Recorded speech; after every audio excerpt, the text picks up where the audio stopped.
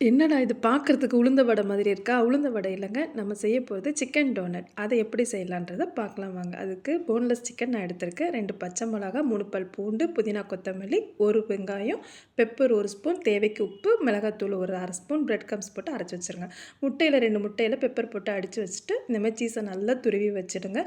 துருவி வச்சுட்டு இந்த மாதிரி எல்லாத்துலயும் நல்லா கலக்கிடுங்க. நல்லா கலக்கிட்டு நான் எப்படி கையில வடை மாரி தட்டுறேனோ, அதே மாரி தட்டுங்க. தட்டி ஒவ்வொன்னா எடுத்து வச்சுட்டு, நம்ம முட்டையில முக்கி பிரெட் க்ரம்ப்ஸில் நல்லா எடுத்து வச்சுட்டு வச்சுருங்க. இதை வந்து கடையில் சாப்பிட்டு வந்து வீட்டில் செய்யுமான்னு சொல்லியிருக்காங்க. இதுக்கு பேர் வந்து சிக்கன் டோனட் சொன்னாங்க. ஓகேடா அப்படின்னு சொல்லி தான் நான் இதை செய்கிறேன். அதுக்கப்புறம் ஒரு பேனில் எண்ணெயை ஊற்றி வச்சுட்டு எண்ணெய் நல்லா காஞ்சி வந்தோடனே ஸ்லோ பண்ணிவிட்டு ஒவ்வொன்றா மெதுவாக போடுங்க. ரொம்ப ஸ்பீடாக வச்சிடாதீங்க. மெதுவாக ஸ்லோவாக வச்சு எடுங்க.